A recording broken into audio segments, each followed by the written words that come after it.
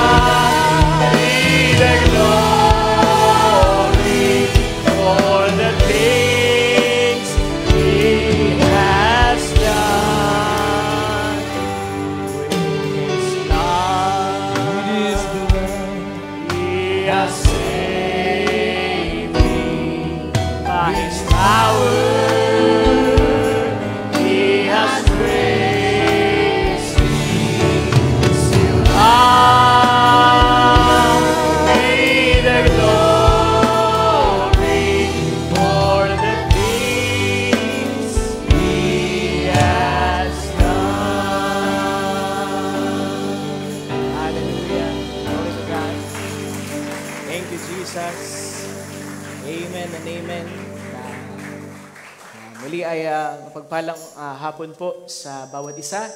Binabati ko kayo sa pangalan ng ating Panginoon. At kami po ay, ang buong Alfred Church ay nakikigalak din sa anniversary ng Spoken Word Christian Assembly Youth sa ika-15th year na anniversary ninyo.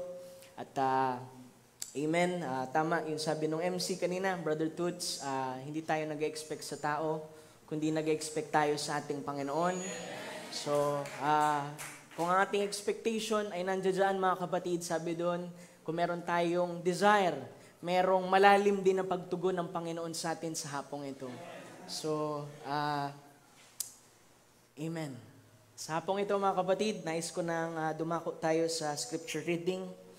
Amen. Sabi dito sa Book of Hebrews, chapter 6, verses 13 to 20. Amen. Sabi po dito, for when God made promise to Abraham, because he could swear by no greater, ang sabi ay, he swear by himself. Saying, surely blessing I will bless thee, and multiplying I will multiply thee. And so after he had patiently endured, he obtained the promise.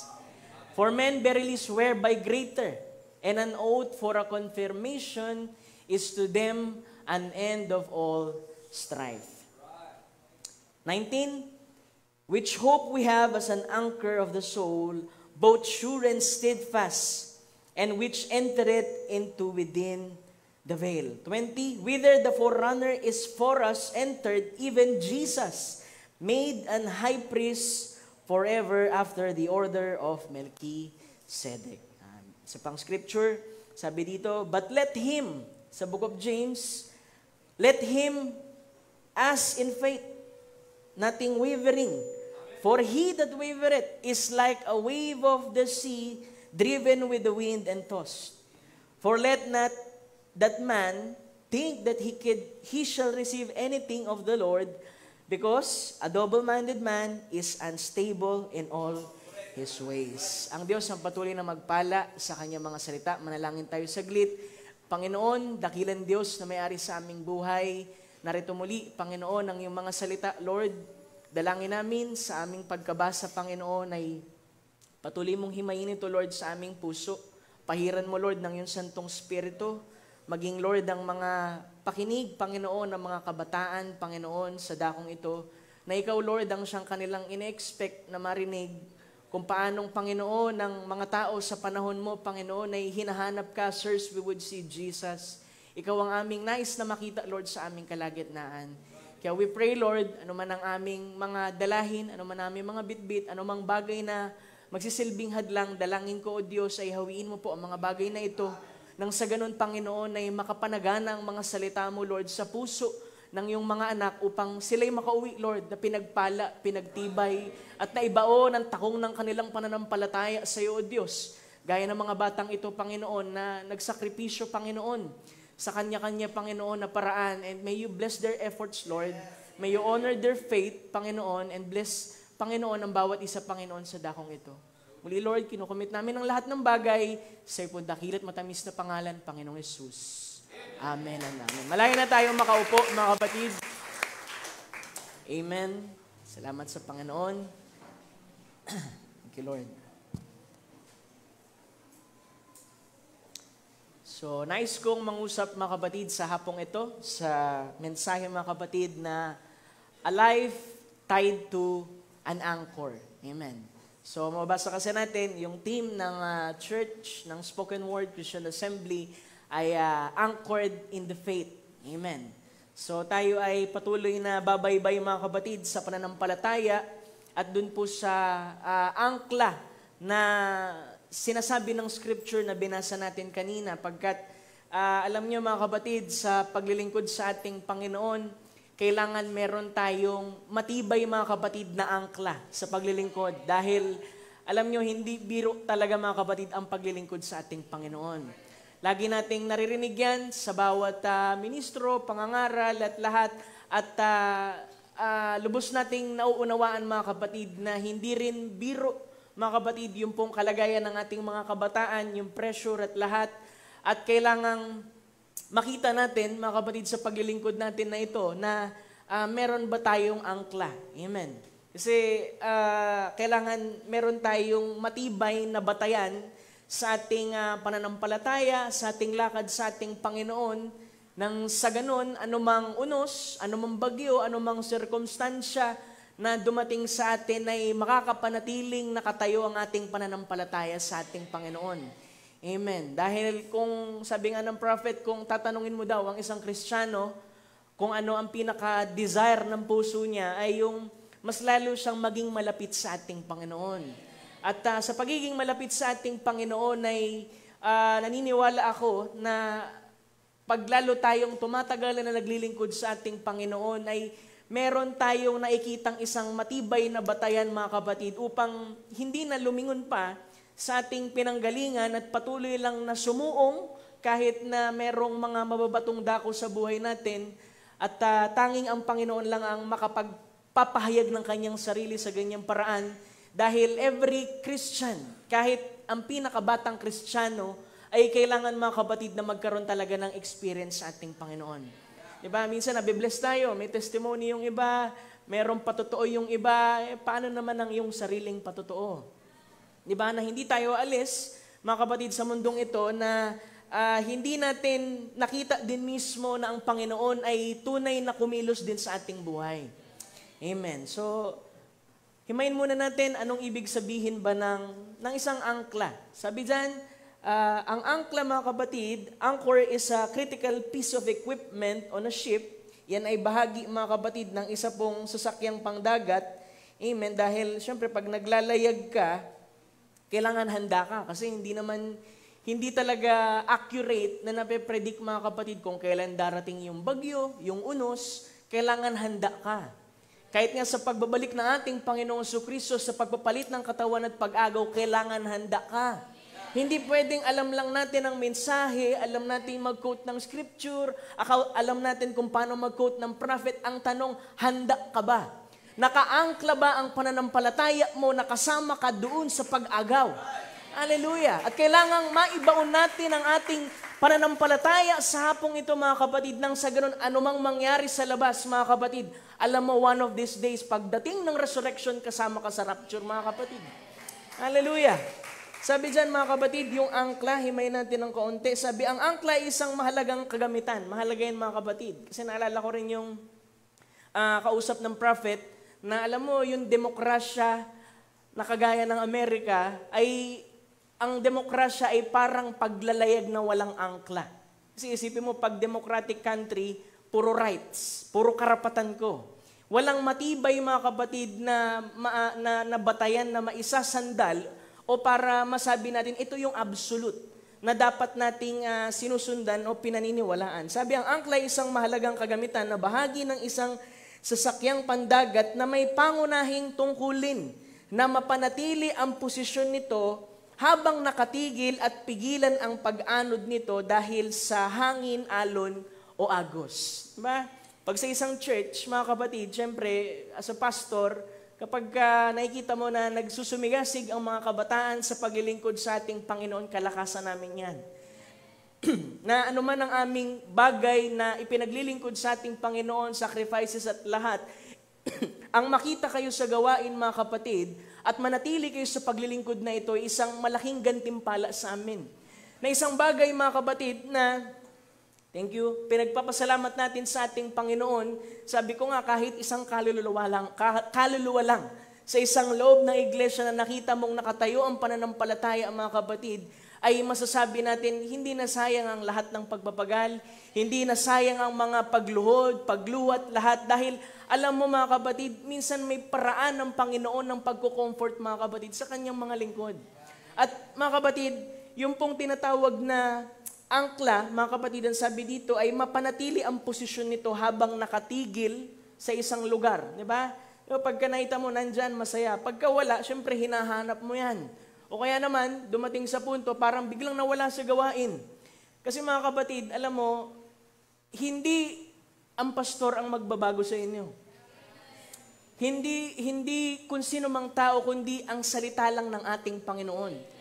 Hindi rin kami ang magiging angkla ninyo, kundi ang salitang aming pinapangaral sa inyo, ang magsisilbing matibay niyong batayan mga kapatid para makapanatili kayo sa ating Panginoon. Dahil hindi ka rin makakapanatili kung wala kang sapat na pananampalataya o paniniwala sa ating Panginoon. Kaya nga mga kapatid, malaki ang pagpapahalaga natin mga kapatid sa pangangaral ng salita ng ating Panginoon dahil dyan ka lang din mga kapatid magkakaroon din talaga ng isang ganap na pananampalataya. Nang sabi ay faith, ang sabi doon ay faith cometh by the hearing of the Word of God. Minsan parang, pastor, gasgas na yan, lagi ko naririnig. Pero pinaka-basic yan mga kapatid. Para masabi natin na lumalago tayo, na ibabaon ang pananampalataya sa atin kasi mga kapatid, hindi 24/7 nandito kami. Ikaw mismo ay may sarili kang experience sa ating Panginoon na ikaw ay susubukin at kailangan makita, meron bang angkla dyan? Hallelujah!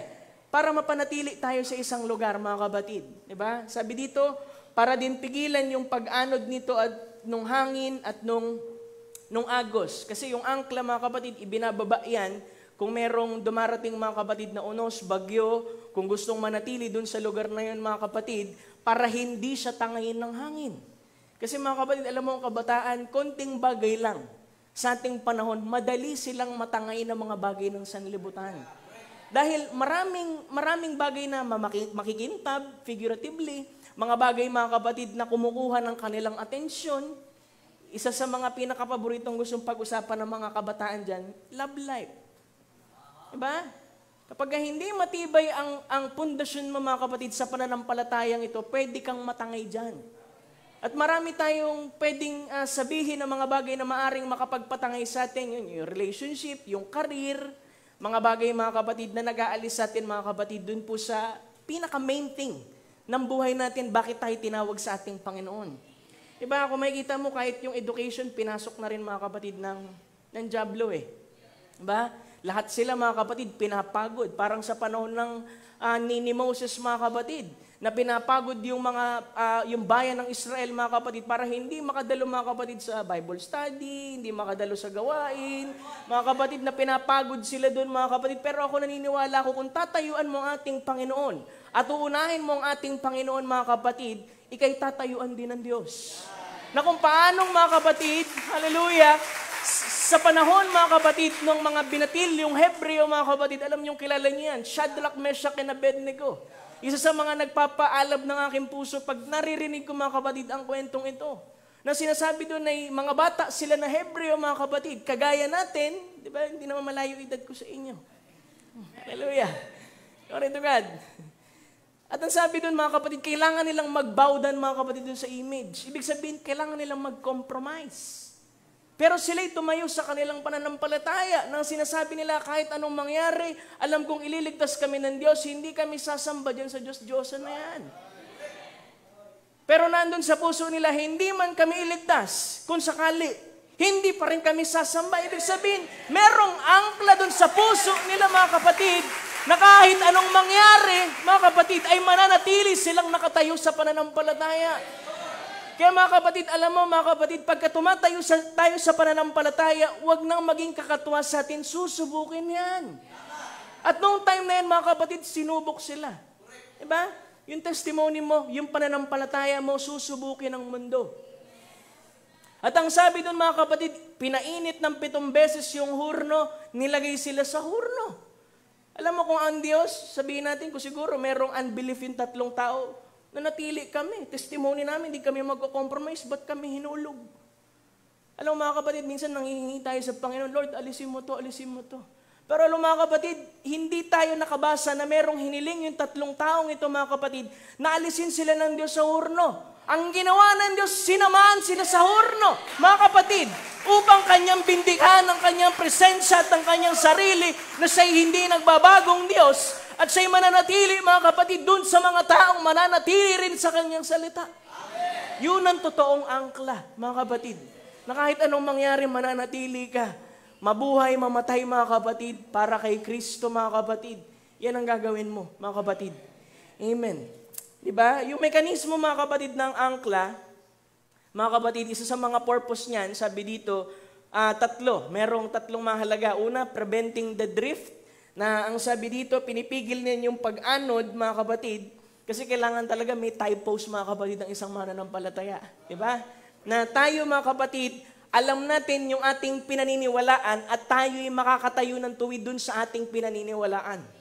Una, sabi dyan ay yung pagpigil sa pag-anod, yung mga angkla, nagsisilbing pananggalang yan, labang dun sa pag-anod ng isang barko dahil sa hangin o agos. Pangalawa, yung para ligtas na makadaong, yung sinasabing safe harbor na nagbibigay daan dun sa angkla ng mga barko na manatiling ligtas sa posisyon ng daungan o sa iba pang lokasyon na nangangailangan ng pagiging nakapirme. Kasi di ba pag nasa daong na yan, para hindi tangay ng mga alon, kailangan nila mga kapatid ibaba yung angkla. Dahil siguro nagbababa sila ng mga gamit. Pangatlo, kinakailangan din daw yan mga kapatid dun sa mga sirkumstansya na kailangan mong tumigil, emergency stop.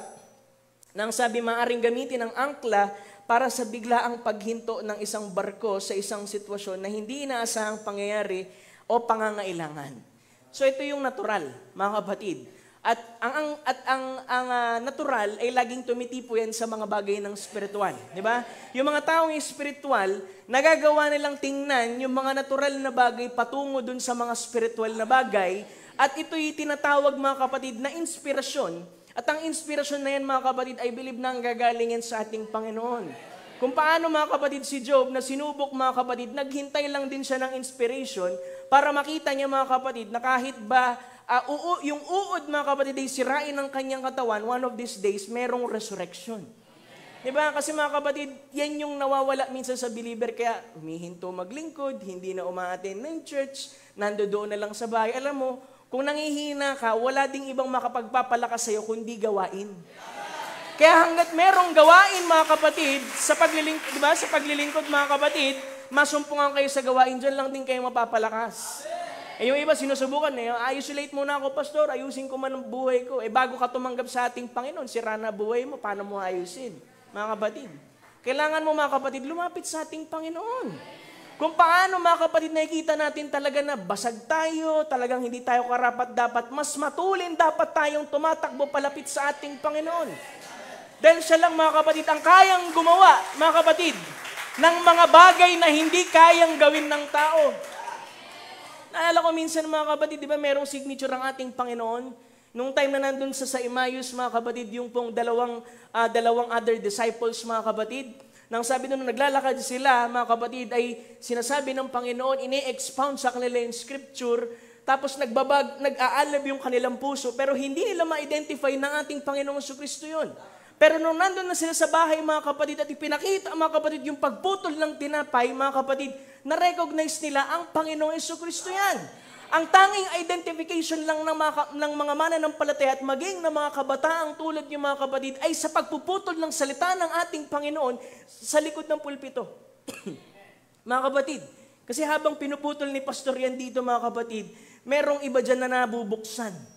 Merong iba dyan, mga kapatid, nag-aalab ang kanilang puso, mga kapatid, at nagkakaroon ng revival.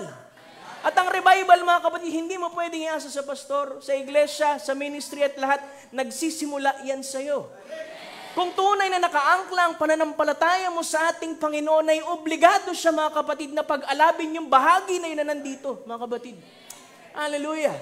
Glory to God. Sabi dito, mag-quote na ako, mga kapatid, subukan nating himayin kung ano ba ang pananampalataya. Sabi doon, faith is not that loose. Sabi ng prophet sa message niya ng If God Be With Us, sabi niya sa English, sa tatagalogin ko, mga kapatid, hindi basta-basta ang pananampalataya. Hindi mo sabihin, may faith ako, naniniwala ako kay Lord. Kailangan itong nakabatay sa isang tiyak na katotohanan. Kailangan mong malaman ng tungkol sa mga bagay na pinaniniwalaan mo bago ka magkaroon ng pananampalataya dito. Kaya napakahalaga ng pakikinig sa pangangaral ng salita ng ating Panginoon. Hindi pwedeng sabihin mo, message believer ka, tapos hindi mo alam kung ano yung pinaniniwalaan mo. Kaya hindi napapagod yung pastor, himayin sa inyo yung salita, putol kahit minsan ang tigas ng ulo. Diba? Mga kapatid, huwag kayong ma-offend pag sinasabi matigas ang ulo kasi lahat naman kami dyan dumaan din. Diba? Nagsimula na may stubborn spirit. Pero yung mga may stubborn spirit, sa kabilang banda, meron din silang desire din talaga na maglingkod sa ating Panginoon. Kaya lang merong nagiging hadlang at kailangan nating ma-identify yung mga places na yun, mga kapatid, nang sa ganun mapalaya tayo ng ating Panginoon. Hallelujah. Dahil sa mga kabataan, napakaraming struggle, mga kapatid, ng kabataan. Diba? Sa mga kabataan, payo ko, kayo na naglilingkod sa ating Panginoon, pag bumalik kayo sa inyong iglesia, mga kapatid, kung meron kayong struggle, kung meron kayong bagay na bitbit sa puso nyo na nagpapabigat sa inyo, kung merong isang bagay na hindi kayo makawala, you ask for help. You consult your own pastor. Dahil mga kapatid, pastor, sinasabi mo yan kasi pastor ka lang. Hello mga kapatid, ako rin as experience ko, mga kapatid, umiiyak din ako sa pastor ko Humingi din ako ng payo Sabi ko, pastor, sinunod ko yung payo mo kasi parang malungkot pa rin ako, hindi pa rin ako masaya, pastor. Sabi niya, alam mo, patuloy mo lang buksan ang puso mo sa positibong bagay. Napakasimple pero may tama dun sa puso, mga kapatid, dahil tama sila. Isipin mo, may problema ka tapos hihingi ka sa ibang tao, sa walang wisdom.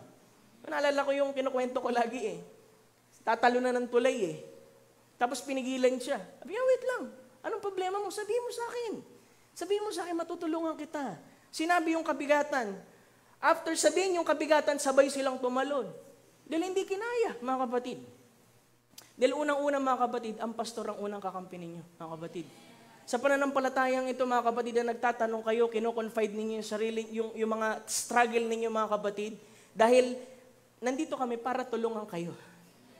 Diba? Si pastor, ang tigas mangaral, si pastor, tinutulungan lang namin kayong tumawid sa mga pangako ng Diyos. Bagamat kuminsan matigas at sumasagasa ang mga salita, mga kapatid, hindi namin ito salita. Ito yung salita ng Panginoon. Nais lang namin kayo mismo makaranas na maibaon ninyo, mga kapatid, yung sarili nyong angkla sa ating Panginoon. Hallelujah. Sabi niya, hindi basta-basta ang pananampalataya, kaya kailangan nakabatay ito sa isang tiyak na katotohanan at kailangan mo malaman ang tungkol sa mga bagay na pinaniniwalaan mo bago ka magkaroon ng pananampalataya dito. Kaya dapat mo munang malaman kung paano at ano ang nais ng Diyos. Diba? Sabi niya, kailangan mo munang malaman kung paano at ano ang nais ng Diyos, ano ang kanyang plano, at kung paano tayo lalapit sa Diyos ayon sa kanyang plano. Diba? Kung gusto mo talagang merong mangyari talaga sa buhay mo, alamin mo kung ano ang desire, ano ang will, ano ang plano ng Panginoon sa buhay mo. Kasi minsan naging struggle tayo, gusto naman na talaga natin maglingkod, kaya lang hindi natin nadidiscern yung mga bahaging ito, mga kapatid. Ibig sabihin, we are missing the mark. Di ba? Kasi naawa ko dun sa mga, alam mo, may discern talaga, mga kapatid, na maglingkod sa Panginoon, ibigay ang buhay sa Panginoon, pero minsan, nasusumpungan nila ang sarili nila, mga kapatid, na bunggo dun sa dulo. Hallelujah. Kaya sabi niya, at pagkatapos ay makakalapit tayo ng may tapang sa trono ng biyaya at humingi ng mga bagay na ipinangako sa atin sa kanyang plano. Di ba? Paano ka makakahigi ng tamang bagay sa Panginoon kung ikaw mismo hindi mo alam ang posisyon mo sa ating Panginoon? Kailangan mo malaman ang bahagi mo sa ating Panginoon, ang posisyon mo sa ating Panginoon nang sa ganun makahingi ka ng tamang bagay sa ating Panginoon. Di ba? Hindi pwedeng sabihin mo, hindi nga ako kay Lord. Wala ngang angkla dyan eh. Wala ngang pananampalataya dyan eh. Nang sabi faith, mga kapatid, it is impossible to please Him without faith. Kailangan pag lumapit ka, sigurado ka. Diba naalala ko yung sabi ng isang preacher yung apo niya, lumalapit dun sa lolo, nangingi ng piso. Kasi sabi ng lolo, wala kang mabibigay sa yung piso kahit itaktak mo ko dito. Sabi niya, hindi lo, alam ko may ibibigay ka. Kahit itaktak mo ko, wala ka mo, hindi, may mabibigay ka lolo. Kasi alam mo mga kapatid, ang Panginoon, tinitingnan tayo mga kapatid kung paano tayo magre-respond sa mga bagay. Kung paano tayo kasinsero dun sa ating hinihingi. Na kahit ba parang yung lolo, walang maiproduce mga kapatid na piso, gagawa at gagawa siya ng paraan kasi merong pananampalatayang humahatak mga kapatid na humihingi ng piso ayon sa kanyang pangangailangan. Hallelujah! Sabi nga doon, ano bang pananampalataya? Sa pinakamababaw na paraan, pastor. Sabi niya, pagka mamamatay ka na, nagugutom ka, at ang tanging paraan lang para mabuhay ka, ay magkaroon ka ng tinapay sa kamay mo. Tapos, ang halaga ng tinapay ay 5 piso. Ang layo nung bakery, mga kapatid, ay 5 kilometro. Tapos wala kang 5 piso, pero merong nagbigay sa'yo ng 5 piso. Wala pa sa'yo yung tinapay, pero dahil meron kang 5 piso na pambili mo dun sa tinapay, ay pareho ang damdamin mo na para bang meron ka ng tinapay sa kamay mo. Ganyan ang pananampalataya na nagagawang tingnan ang mga bagay, mga kapatid, na lampas dun sa mga temporal na bagay na natin nakikita. Kasi totoo mga kapatid, ang pinakatotoong bagay, yung mga bagay na hindi nakikita. Yung mga temporal mga kapatid, meron po yung hangganan. Pero tayo, nag-i-invest tayo ng pagod, pera at lahat mga kapatid sa mga bagay na eternal. Kasi alam natin, hindi sayang ang ating paglilingkod sa ating Panginoon dahil meron itong reward sa dulo. Di ba kayang mga kabataan, kayo mga nagpapagail, kanya-kanyang ministry na meron kayo, talagang linangin niyo yan. Gawin niyo para sa ating Panginoon kasi walang libre sa ating Panginoon. May interest yan.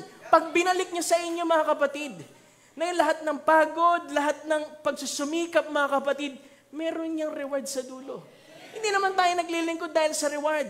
Sadyang merong pag-ibig na nakaangkla sa ating puso, kaya natin ginagawa ang mga bagay na yan. Hallelujah! Bakit? Alam mo kasi na hindi maluwag yung pananampalataya. Alam mo yung sinasampalatayanan mo. Alam mo yung bagay na mga kinumit mo sa ating Panginoon at siya'y tapat upang ingatan lahat ng bagay na kinumit mo sa ating Panginoon. Tapat siya, mga kapatid. At hindi siya nagbabago. Sabi, we've got to have an absolute. No matter what we're doing, we're ever going to achieve anything. Kung meron man tayong nais na magawa, marating, maabot, mga kapatid, we've got to have an absolute. Ano ba yung absolute? Isang batayan.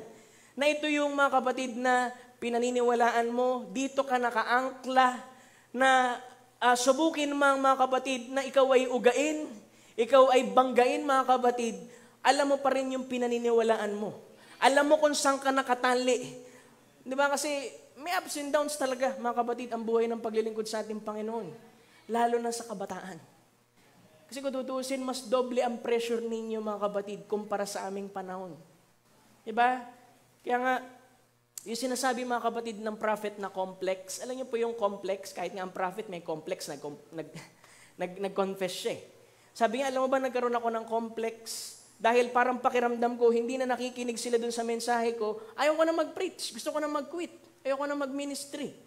At mga kapatid, yung pong complex, sa pinakamababaw na explanation mga kapatid sa Tagalog, salimuot. At yung mga complex mga kapatid, yan yung mga experiences na dinaanan mo marahil bata ka pa at nagbunsod sa iyo ng trauma at hanggang ngayon dala-dala mo pa. Kaya sinasabi ko dito, minsan naita mo, sister, mahaba ang buhok, mahaba buhok, maayos naman manamit, lahat. Pero parang meron siyang umuusbong na ugali na hindi tama. Mahal niya ang Panginoon, walang doubt doon, pero bakit merong umuusbong doon? Ang sabi ng prophet kasi merong complex yung tao ngayon. Ang kailangan lang mga kapatid, para matanggal yung complex na yun, kailangan mahil yung mga wounded spirit. Dahil yung mga spirit na yun mga kapatid, na dumaan dun sa trauma mga kapatid, minsan unconsciously, hindi nila alam, nandoon pa rin pala. Paano kung hindi ka nagko-confide sa pastor mo? Paano kung hindi ka nagsasabi mga kapatid? Minsan ganito, kung kailang worse na yung condition, saka magsasabi. Paano kayo matutulungan? Diba? Kasi ako mga kapatid, wala akong desire. Kahit saan ako ma-invite mga kapatid, wala akong ibang desire, kundi laging ikasal ang iglesia at yung pastor na nag-invite mga kapatid. Kasi kayo mga kapatid, itanlaga kayo ng Panginoon mga kapatid hanggang dun sa pag-agaw. At kailangan mga kapatid, yung relasyon din na yun mga kapatid ay maayos mga kapatid. Diba? Hindi nyo kaaway yung pastor. Tinatawid kayo yan sa pangako ng ating Panginoon. Kung minsan matigas mangaral, mabigat ang bagsak mga kapatid, pero lagi niyong tatandaan mga kapatid, laging para yan sa ikabubuti ninyo.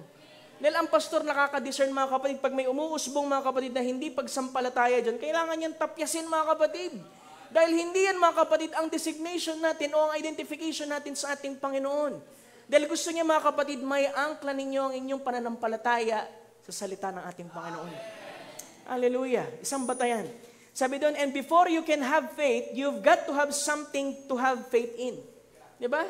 Bago mo masabi mga kapatid na bago ka magkaroon ng pananampalataya, kailangan mo munang magkaroon ng isang bagay na pinaniniwalaan. Kasi faith means what you believe. Kung ano yung pinaniniwalaan mo. At sa ano pa, sabi niya dyan, at sa ano pa ang mas mapagkakatiwalaan kaysa sa salita ng buhay na Diyos na kanyang nilikha ang kapangyarihan na makapangyarihan sa lahat. Saan pa tayo maglalagay ng ating pag-asa? Di ba kanina binasa natin yung Hebrews chapter 16 verse 19, meron tayong pag-asa na gaya ng isang sinipete ng ating kaluluwa. Nang sabi mga kapatid, saan pa tayo maglalagay ng ating pag-asa? Kaya naman ikaw ay nagiging iba na kapag ka meron dyan, nagiging iba ang kilos mo dahil inaasahan mo na ang Diyos ay tutuparin niya ang kanyang pangako. Kapag dumating ang pagsubok tulad ng nararanasan natin ngayon, ito'y parang angkla. Yung pananampalataya mo ang nagsisilbing angkla mga kapatid na bagamat may dumarating na pagsubok mga kapatid, ay nanatili ka pa rin nakatayo. At sabi dito, ito ay isang bagay na humahawak sa'yo. Sabi, humahawak sa'yo. Isip natin, humawak ako sa Panginoon. Talagang nagtiis ako sa Panginoon. Alam mo, kung walang binhi dyan mga kapatid, tingin ko hindi tayo makakapagpatuloy sa paglilingkod sa ating Panginoon. Pero dahil meron siyang inilagay dito mga kapatid, merong humahatak kung saan, because sabi ng prophet, faith always finds its source. Meron tayong pinaguhugutan yan mga kapatid. Para bang saranggola. Diba? Pagka mas lalo nang umaarangkada mga kapatid yung saranggola, hindi mo na yan nakikita. Pero nararamdaman mo pagka umiikid ka mga kapatid, nandoon pa din siya. Isang bagay mga kapatid na hindi natin nakikita, pero alam natin pagkat dumudugtong mga kapatid, yung bagay na meron ka doon sa isang bagay na eternal. Kaya nga sabihin mo, Pastor, may angkla ko, hindi mo na kailangan i-preach yan. Alam mo, kahit may angkla ka, alam mo yung angkla, dapat meron yan tali. Sabihin mo, may angkla ko, ito yung message eh. Alam ko mag-quote eh, alam ko nga mag-preach eh. Pero kung wala kang tali, ano yung tali? Tamang ugnayan sa ating Panginoon. Relasyon sa Diyos. Di ba, hindi pwedeng maging comfort zone ang message mga kapatid. Kaya natin mag-quote at lahat, kailangan meron kang relasyon sa ating Panginoon. Dahil hindi mo mailalagay yung angkla ng matibay mga kapatid at maihahatak ng maigi mga kapatid kung walang lubid. Kahit may angkla ka kung walang lubid, ano yun? Pagka nasa barko ka, sabi ito yung angkla, bababa ko yung kamay ko. Mga kapatid, hindi mo maibabaon yun. Hallelujah. Pero kasi a designation mga kapatid ng angkla, maibaon siya dun sa lupa. At ito'y mga kapatid, makaangkla dun sa isang sahig nung dagat mga kapatid. At alam ko, merong bato dun eh. Diba? Faith is revelation. Diba? Alam mo, yung mga nakapagpapatuloy, kasi yan yung mga pinagpahayagan ng ating Panginoon. Merong nahayag sa iyo kung bakit nananatili ka pa rin na naglilingkod sa ating Panginoon. Kasi kung denomination lang yan mga kapatid, napaka-fundamental nila, alam nila, pero minsan masumpa mo, wala na. Diba? Mga kapatid, kailangan magkaroon ka muna, mga kapatid, magkaroon ka ng isang bagay na pinaniniwalaan. At sabi doon, humahawak ito sa'yo. Di ba may awit tayo niyan? Something keeps holding me. Yun ang totoong humahawak. Hindi tayo humahawak sa Diyos. Kasi kung tayo humahawak sa Diyos, maya't maya, bumibitaw tayo mga kapatid, para ang batang close open, mga kapatid. Pero ang Diyos ang siyang humahawak sa atin. Parang gusto na natin bumitaw. Parang gusto na natin mag-quit. Parang gusto na natin putulin ang buhay na meron tayo, pero merong humahawak sa atin. Dahil hindi pa tapos ang layunin ng Panginoon sa buhay ng bawat mananampalataya. Hallelujah! Nang sabi niya, until the purpose of God has been finished. Di ba, hindi nila kayang patayin yung 3 Hebrew children doon sa hurno until the purpose of God has been finished. Hindi nila kayang lunurin, mga kapatid, si Noah doon sa flood until the purpose of God has been finished. Hindi pwedeng patayin ng mga leon sa yungib na yun, mga kapatid, si Daniel until the purpose of God has been finished.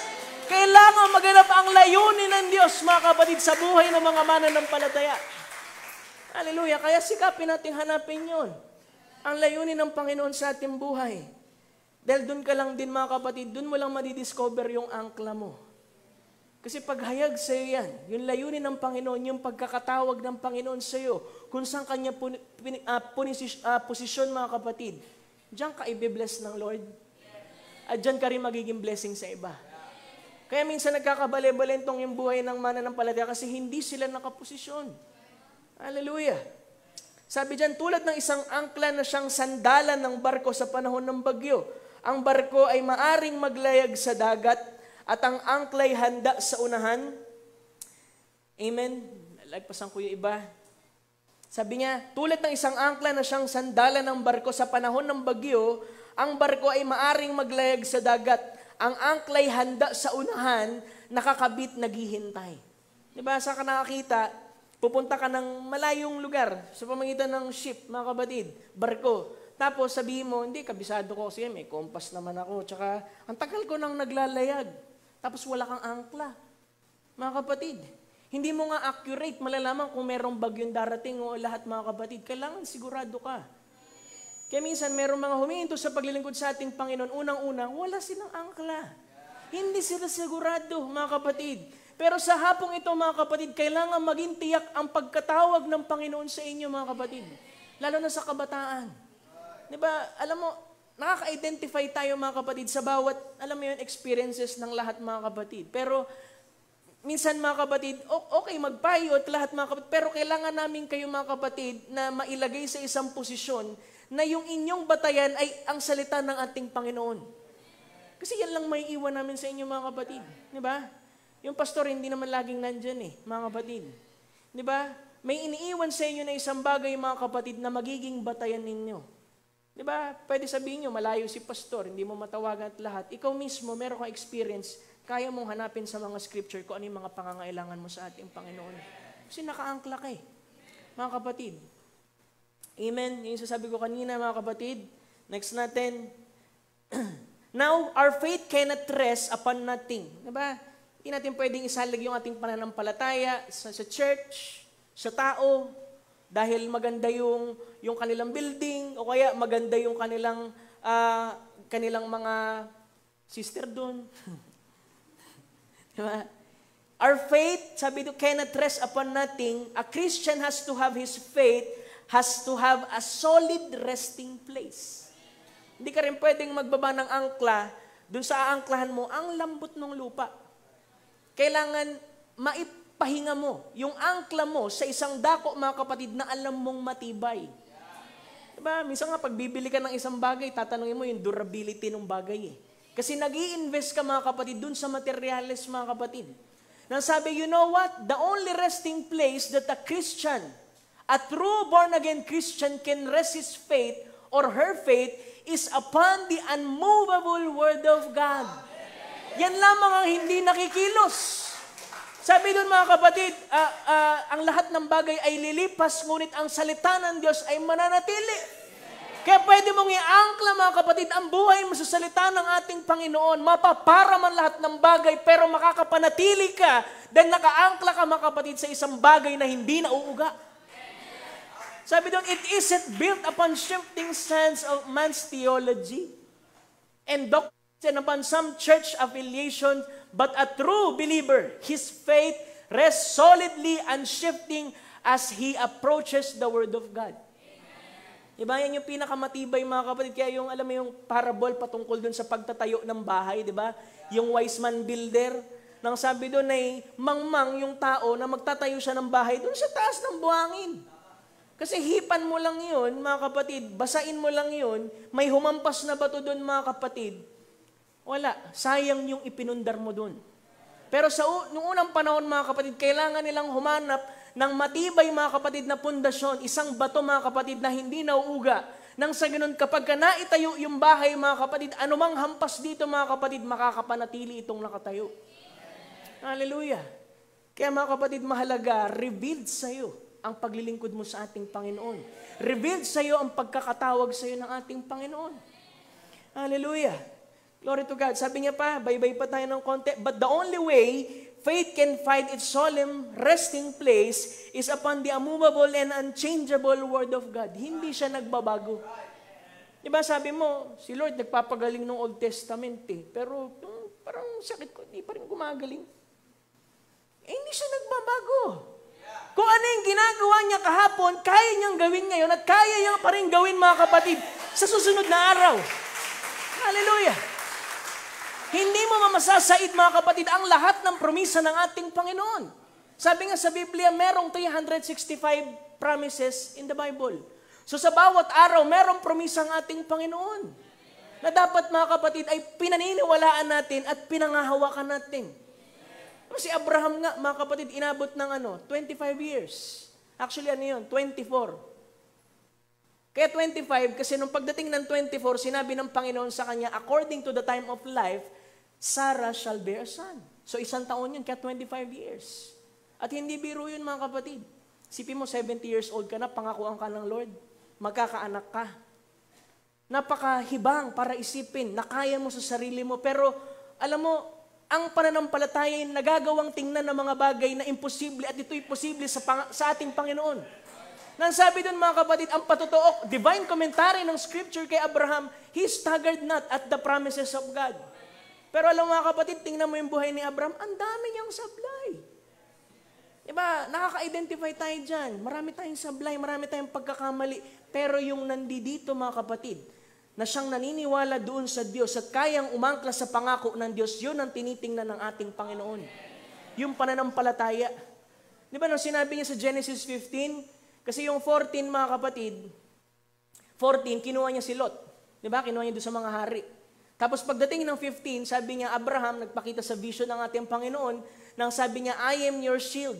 Kasi merong banta sa buhay ni Abraham eh. Dahil 14, syempre re-rest back yung mga hari kay Abraham. Pero pinagtibay niya, nang sabi niya, gagawin kong yung mga binhi mo'y kasindami nung doon sa langit, tsaka doon kasindami ng buhangin. At ang sabi doon, mga kapatid, tinatanong ni Abraham sa paanong paraan na ang pangako ng Diyos, mga kapatid, ay matutupad sa kanya kasi wala naman siyang tagapagmana. Ang tagapagmana niya, iniisip niya, si Eliezer, yung kanyang alipin. Pero sinabi ng Panginoon, hindi. Yung tagapagmana mo ay manggagaling mismo, your own bowel, sa'yo manggagaling. At ang sabi ng Panginoon ay, ito yung, tingnan mo yung, kung kaya mong bilangin yung mga bituin dun sa langit, ganyang karami. At ang sabi dun, mga kapatid, alam mo yung sinabi ng scripture, and Abraham believed God.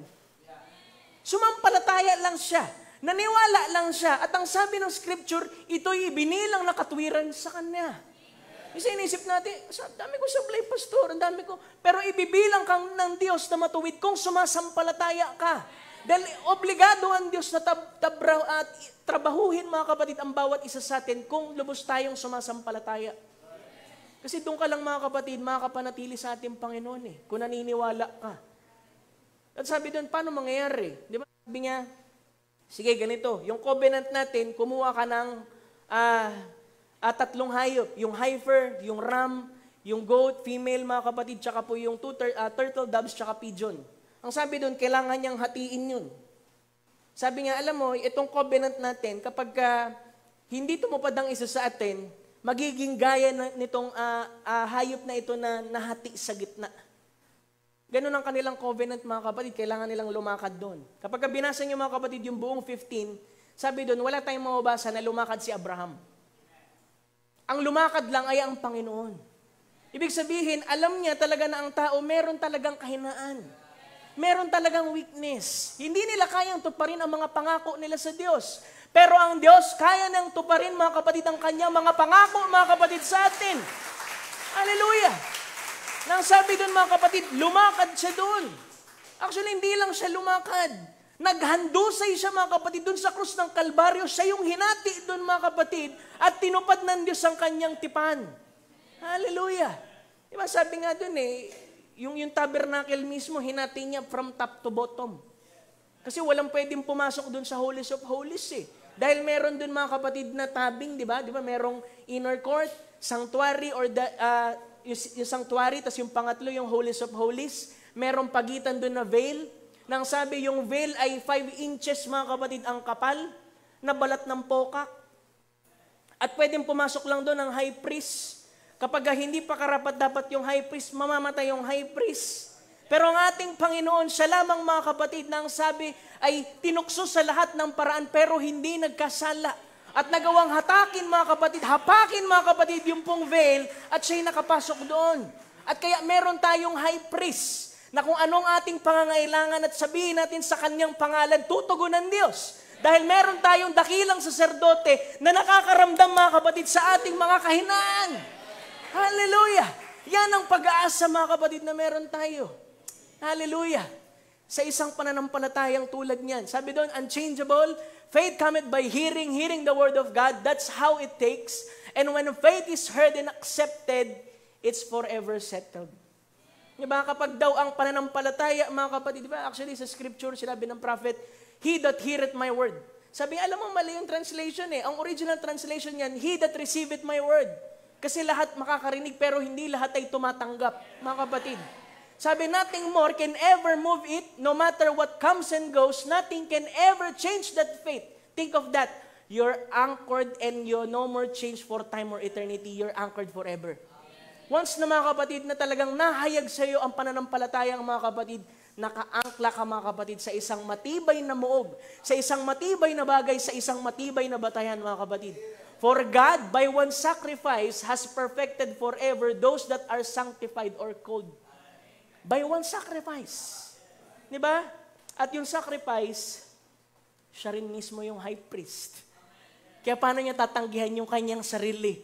Kaya hindi ako naniniwala, mga kapatid, na kung ang Espiritu Santo ay nandyan, tatanggihan mo ba ang salita? Hindi. Dahil ang Espiritu Santo ang siyang sumulat ng kanyang sariling salita. Hallelujah. Glory to God. Thank you, Jesus. Sabi niya pa, and our soul rests solely upon the word. Word lang talaga, mga kapatid. And faith cannot be based anywhere else. All theology, man-made ism, sinking sands yan, mga kapatid. And faith cannot find its resting place upon shifting sands of man's theology. It's got to find a solemn resting place on the immovable rock of Almighty God's Word.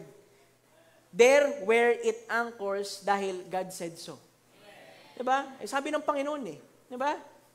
Yung mga taong madaling sumagot, sabi ng Panginoon Yan talaga yung mga totoong nakaangkla sa salita ng ating Panginoon. Walang reason. Sinabi ng Panginoon, nakaangkla ka. God said so. Sinabi ng Panginoon. Sabi, by His stripes we are healed. God said so. Pinagaling ako ng Panginoon sa kanyang lahat. God said so. Sinabi ng ating Panginoon. Hallelujah. Walang reason out. Ibig sabihin, matibay mga kapatid. Sabi niya, a Christian faith is based solidly upon rest. Iniwala ba tayo dyan? Sa kapahingahan. At makakapagpahinga lang, ibig sabihin, pag nasa isang bangka ka, tapos meron kang angkla, nakaangkla sa tama, kahit may bagyo, kaya mong matulog dun sa bangka na yun. Kasi merong angkla Diba? Sabi, that's right, a Christian is not tossed about. Hindi yung parang, diba, na madali kang madala. Diba, pastor, tataka rin ako sa Christian na ko Kasi nakikinig naman ako ng salita ng Panginoon, pero ba't parang madali pa rin ako madala? Di ba yung salita ng Panginoon, mana yan? At dun sa 3 bahagi ng tabernacle, di ba bumabagsak yung mana una dun sa outer court? Nasabi dun, mga kapatid, pag ikaw, ang posisyon mo, hindi mo alam, mga kapatid, nando ka sa outer court, kumakain ka rin ng mana. Kumakain ka rin ng salita ng ating Panginoon. Pero natutunaw yun. Pangalawa, apektado ka mga kapatid nung pong natural light. Ibig sabihin ganito, kumakain ka ng salita ng ating Panginoon. Pag hindi ka stable, pag walang angkla dyan mga kapatid, kahit kumakain ka pa ng salita ng ating Panginoon, madadala ka pa rin ng mga ulan, bagyo, makulimlim na bahagi sa buhay mo. Di ba? Naita ka, Christian naman, pero ba't nadadala siya sa mga ganyan? Kasi yung kanya pong experience hanggang dun lang sa outer court. Pero merong mga nakapasok mga kapatid dun po sa inner court. Ano yung inner court, pastor? Dito naman mga kapatid, ito po, high priest ang nagpe-prepare ng bread. Actually, high priest lang, Levites lang din ang kumakain ng tinapay. Nang sabi doon yung showbread, sabi doon 3 patong yan eh.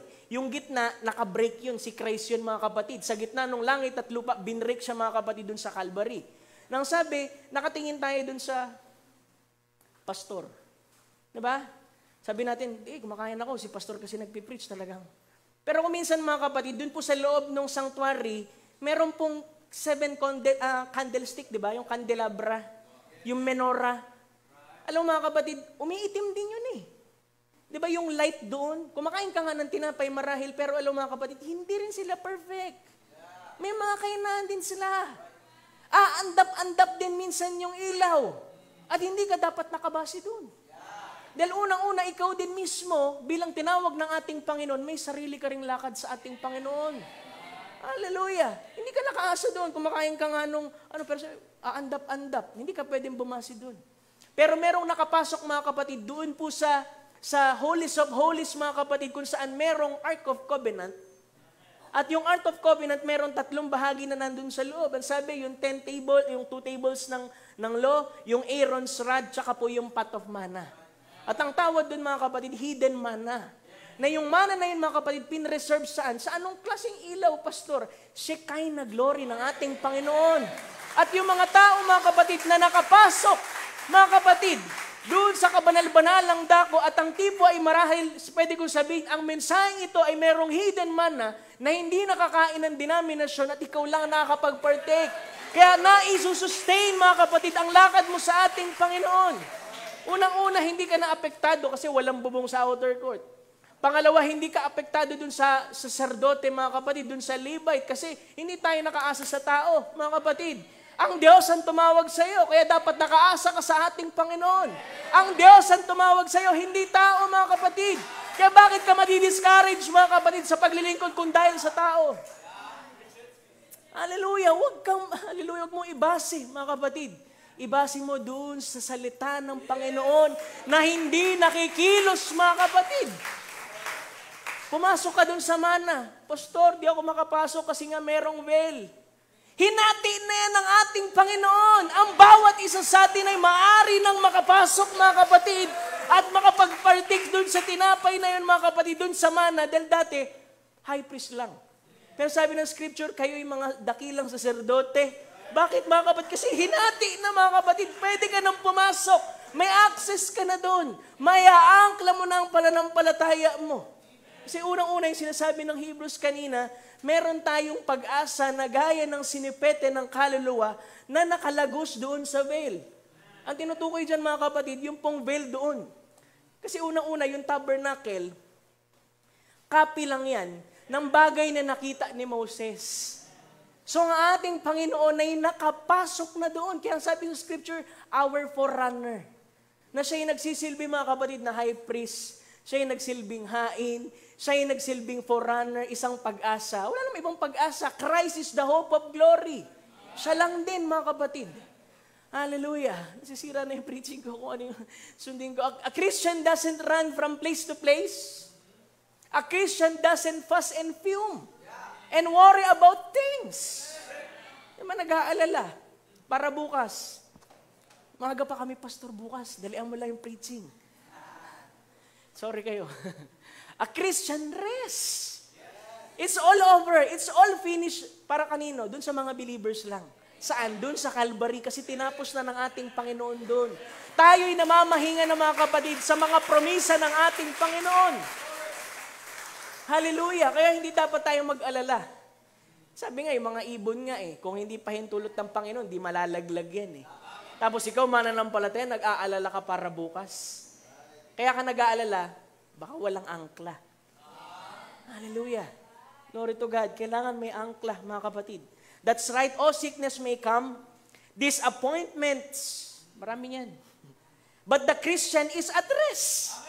Kahit may mga disappointment, kasi kaya mong ikaw, all things work together for good to them that love God. May pag-ibig na naangkla sa iyo, mga kapatid, kaya kahit pangit ang sirkumstansya, nagpapahinga ka pa din. Knowing this, that God is able to keep that which He has performed. Yung kanya mga kapatid, gampanin, obligasyon, ipinangako sa atin.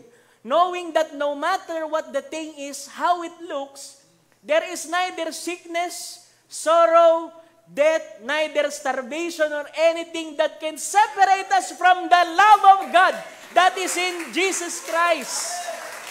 Hallelujah! Romans, diba? 37 hanggang, diba? Anong makapaghihiwalay sa atin?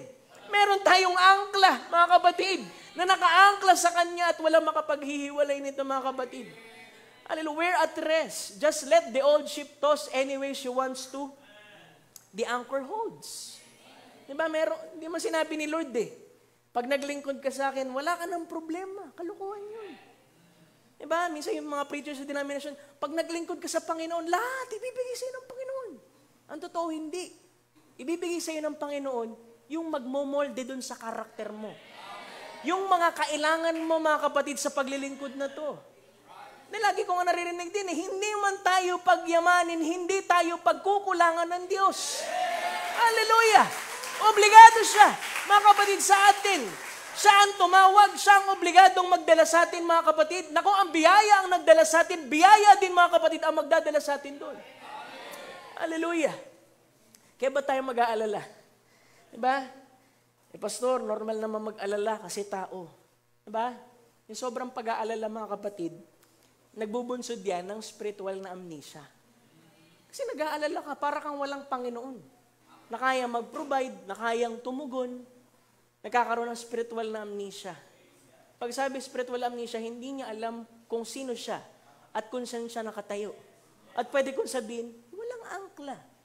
Mga kapatid. Hallelujah. Kaya sigapin nating makita, mga kapatid, sa pamamagitan ng pananampalataya, may angkla ba dyan? Diba? Kasi Brother Branham, nung nakita niya na merong dumaong na ship sa isang lugar, sabi niya, hinahampas ng alon. Sabi niya, hinahampas ng alon yung barko. Tapos, halos maano na yung tubig doon, yung alon doon sa loob. Tapos meron nagsabi, mga kapatid, doon sa prophet, mga kapatid, na sabi niya dyan, hindi yan na lumulubog kasi sabi niya, it's got a sea anchor on it.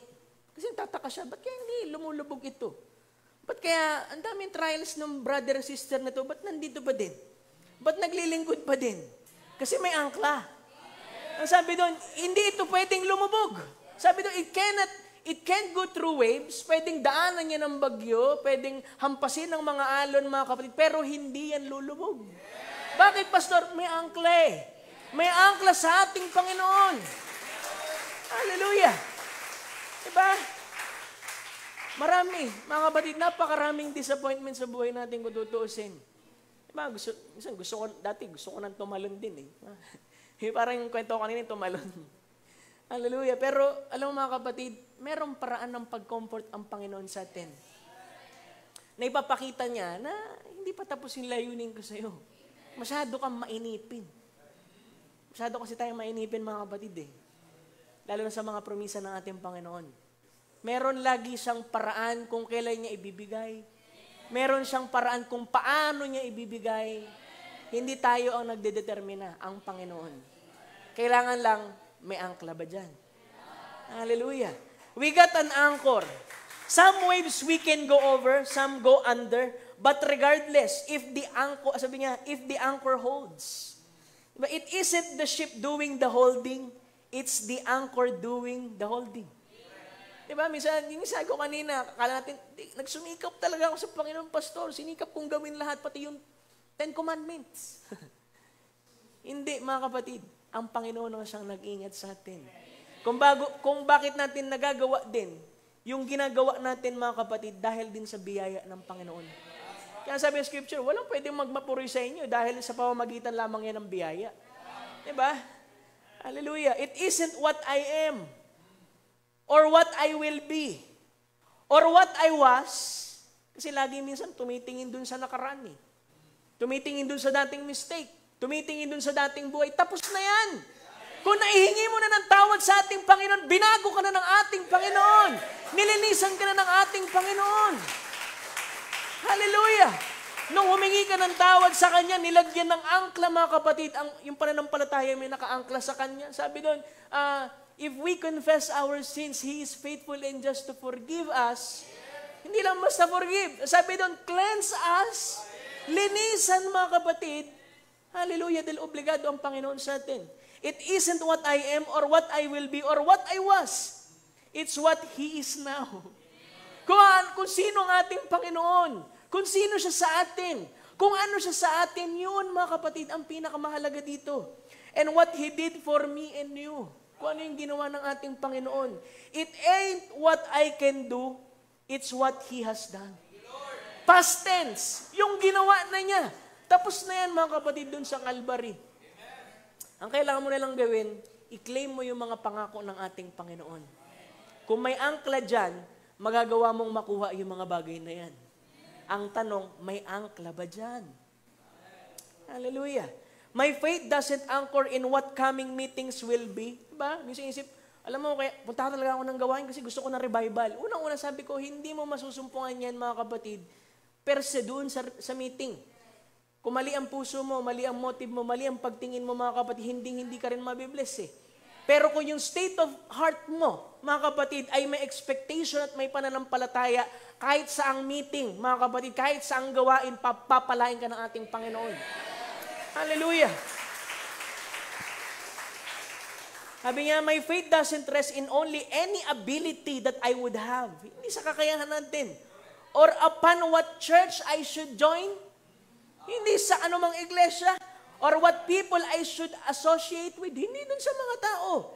My faith anchors and rests entirely upon the finished work of the Lord Jesus Christ. It's already been received. Sa ating Panginoon. Doon nakabase ang ating pananampalataya. Yung ginawa niya para sa atin, hindi yung ginagawa natin para sa Panginoon. Appreciation lang yan. Yung mga ginagawa natin dun sa bagay na ginawa na niya 2,000 years ago. Hallelujah. Glory to God. The Christian rests in that hope. Nag-isa lang yung hope natin.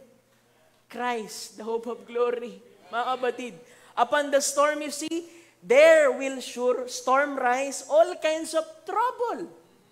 Sabi ng scripture eh. Many are afflictions to the righteous. Tumuldok na ba si Lord doon? Hindi. But God will deliver them from all of it. May pangako siya. Hindi ka padadaanin ng Diyos dyan ng walang layunit at walang daan, mga kapatid, para ikaw ay alisin dyan. Pag di niya alisin, sasamahan ka niya doon. Kagaya ng 3 Hebrew children. Hallelujah. Misisip mo, bigat ng trials, pastor, wala ang Panginoon, pero nandun siya.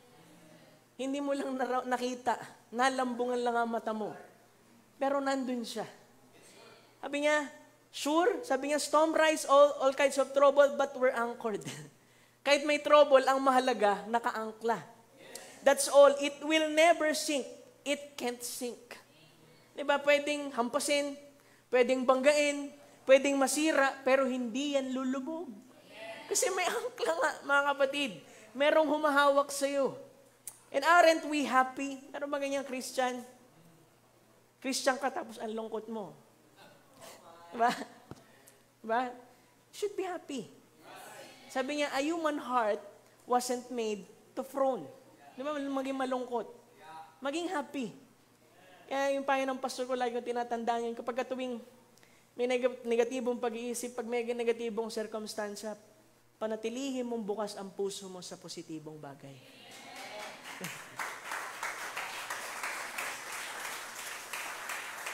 We haven't got a thing to worry about. Wala dapat tayong ipinag-aalala kahit na anong bagay. Not a thing. Bakit? Ba't hindi ka nag-aalala, pastor? Kasi may angkla eh. We're anchored in Christ, setting in heavenly places, caught up in the rapturing grace now, setting in His presence in heavenly places in Christ Jesus, And even death itself can touch us. Pagkamana ng palataya, kahit kamatayan mga kapatid, wala nang tibo yan. Sabi niya, oh death, where is your sting? Oh grave, where is your victory? Kasi minsan tao takot eh. Takot kasi walang angkla. Kapatid. Pero kung may angkla, kaya mong harapin yung kamatayan. Nasasabihin mo, sige na, kunin mo na ako, dali mo na ako sa presensya ng Panginoon. Dali ang pinakagusto natin, sa presensya ng ating Panginoon. Hallelujah! Masyado na tayong bugbog sa lahat, struggle sa lahat, persecution sa lahat. Diba kahit yung kamatayan, mga kapatid, sige na, kunin mo na, may angkla ako dito. Hallelujah! Anchored away, nothing can bother us, just simply secured and waiting for His coming. And we are grateful for this. We are at rest, waiting for His coming. Bakit waiting na lang? May angkla eh. Hallelujah. Amen. Sabi niya, it seems like, paalala sa atin, it seems like the Christian life, if fellow is not absolutely centered on Christ, o pwede ko sabihin, if the fellow is not anchored in Christ, pag ang buhay niya hindi nakasento kay Kristo, yung kanyang buhay, paglilingkod bilang isang Kristiyano, ay nagbibit-bit ng napakaraming disappointments. Diba lahat na lang isipin mo, ganito, lagi kang victim. Hindi mga kapatid, victor. Puro pagtatagumpay. Pero sabi mga kapatid, but those disappointments are God's divine will happening for us. Isipin mo, yung mga disappointments pala, kalooban ng Panginoon. Una, kaya may disappointments mga kapatid, kasi baka mamaya, ang taas na expectation mo. Pangalawa, yung expectation mo, labas sa kalooban ng Panginoon. Pangatlo mga kapatid, kaya may mga disappointments para matuto kang magpakumbaba sa ating Panginoon. Hallelujah! Hindi lahat makukuha mo, hindi lahat sa'yo. Mga kapatid, huwag kang SM na we got it all for you. Hindi lahat ganun, mga kapatid. May singit pa.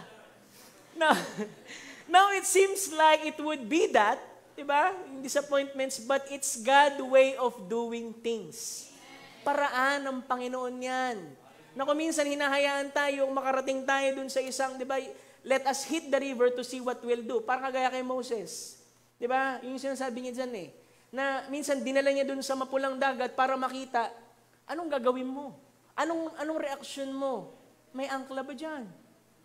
Kasi kung walang angkla, sisisihin mo ang Panginoon eh. Kagaya ng mga Israelitang nilabas sa Egypt. Nung bawat temptation, alam nila yun eh. Lagi sabi, dinala mo kami sa ilang para patayin. Disappointed. Pero ang gusto ng Diyos, sumampalataya sila para ipakita ang kapangyarihan ng Panginoon sa tuwing merong hindrances.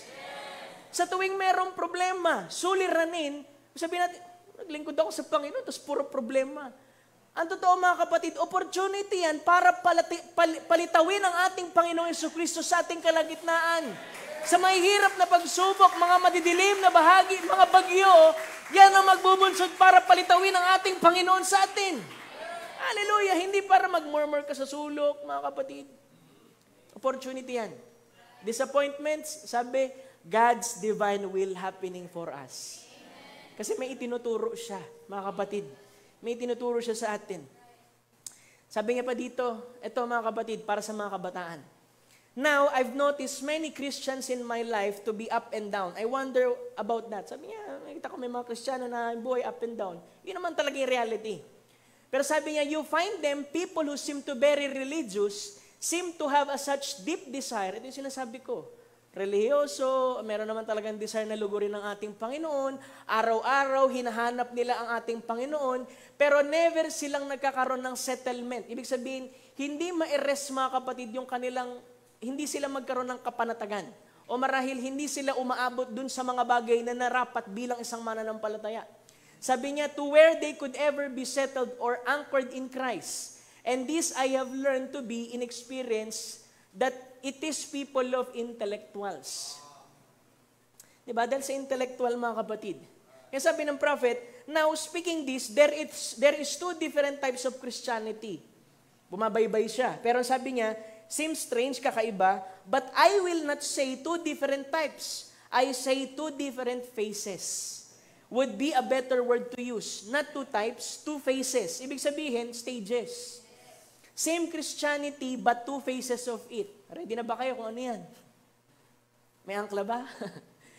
Sabi dyan, one of them is intellectual or mental conception of what has said in His Word and of Jesus Christ by the way of knowledge. Ibig sabihin, ito yung mga tao na desire, sincere lahat, pero yung kanilang pananampalataya, intellectual faith lang. 73, and the other is experimental experience that God give the man in his heart. Kaya sabi ko, mahalaga yung experience kayo mismo makaranas sa Panginoon. Hindi intellectual. Pwede kasing makakuha kayo ng pananampalataya intellectual dahil lang magaling yung preacher magsalita, magaling maghimay na ipoposisyon, pero hindi yan mga kapatid, yun dapat meron tayo. Sabi niya, the one intellectually is hungering, he is feasting on God. O, di ba? Nag-feast sa word, pero his feast doesn't hold out. Kasi nga intellectual lang. Di ba? Unang-una, nangyayari din naman talaga yan mga kapatid talaga sa atin. Nagpapasimula tayo intellectually, alam natin to lahat-lahat, know it all. Pero merong pang mas genuine dyan na bagay. Sabi, the other one seems to have a victory at all the time, yung pong tinatawag na genuine faith. There's nothing that bothers them. Just as solid and anchored. Kasi may angkla. As they can be. No trials, no storm bothers them at all. But they seem to have something about them. Meron kakaiba sa kanila na itong mga taong itong Kristiyanong ito ay nagnanais na makapamuhay para sa ating Panginoon. At sabi niya, ina-admire ko yung mga ganyang Kristiyano. Ano yun, Pastor? Una, intellectual faith. Diba? Pwede kasi mga kapatid, sabihin mo, sumampalataya naman ako, Pastor, pero bakit simula naglingkod ako sa ating Panginoon, parang lalong nagkasablay-sablay yung buhay ko. Intellectual faith. Hallelujah. Ano yung kasunod dyan, Pastor? Emotional faith. Mga kapatid, ano yung emotional faith? Pag tumugtog na yung piano, madali ka nang matouch, madali kang mahipo, nadadala ka kagad, talaga napupuspos ka. Ang tanong, kung emotional faith lang yan, wala ng keyboard, asan ang pananampalataya mo? Hindi nakaangkla sa isang solido, mga kapatid, na bagay. Pero dinadaanan natin yan, mga kapatid. Sabi doon, intellectual faith, dito muna. At kapag ka nagpatuloy ka sa pakikinig ng salita ng ating Panginoon, ina-unfold ng ating Panginoon yung lakad mo mga kapatid at yung experience mo, bumababa yan dito sa puso. Emotional faith, pwedeng nadadala ka pero meron pang mas genuine dyan. Sabi doon, genuine faith. Huwag kang manatili sa emotional faith. Kasi pag wala ng tugtog, magpupuri ka pa rin ba sa ating Panginoon? Iba? Iba parang ganado ako mag-pray, Pastor, basta patugtog muna ako. Wala namang masama doon, umawit ka sa ating Panginoon, okay lang yun. Pero wag mong ibabase ang pananampalataya mo sa emosyon. Kasi ang tunay na pananampalataya, nakaangkla mga kapatid sa salita ng Panginoon. Hallelujah! Diba? Walang tugtog, kaya mo pa rin magpuri sa Panginoon. Hallelujah! Diba? Walang tugtog, mga kapatid. Kaya alam mo, ina-admire ko din yung isang yung kwento dun sa message ng prophet din. Diba? May angkla rin tong taong ito Sabi niya, yung taong to, pipi, bulag, bingi. Pero nagsisimba. Tapos tinanong, pipi, bulag, bingi ka, ba't ka nagsisimba? Sabi niya, di mo naman naririnig. Yung pinapangaral. Tapos sabi niya, hindi. Gusto ko kasi makita ni Satanas kung saan ako panig. May angkla. Alam niya kung saan siya papanig, mga kapatid. Alam niya saan siya nakaangkla. Pipi, bulag, bingi, pero alam niya saan siya tumatayo. Ikaw, di ka pipi, bulag, bingi, ba't hindi mo maya-angkla ang buhay mo sa ating Panginoon? Hallelujah! I-angkla mo, kapatid. Panahon na para i-angkla mo yan, mga kapatid. Diba? Kaya tinatanong niya, bakit kaya ganun? Ba't kaya ganun? Yan, Sabi niya, now truly two different mental faculties. We have one that's in your head, your brain, and other one is operated in your heart, which is called your soul. Yung spirit tsaka yung soul, lagi daw nagdi-disagree yan sa maraming pagkakataon. Kasi unang-una, dun sa Garden of Eden, ang pinili ni Satanas ito. Pero ang pinili ng Diyos yung puso. Kaya kailangan mga kapatid, sigurado tayo may angkla dyan. At ang tanong, saan siya nakaangkla? Pabalikan ko yun. Diba? Saan ka nakaangkla? Relationship. Diba? Mananampalataya ka na, tapos, alam niyo nakasunod niyan. Diba? Unbeliever, do not be unequally yoked with unbelievers.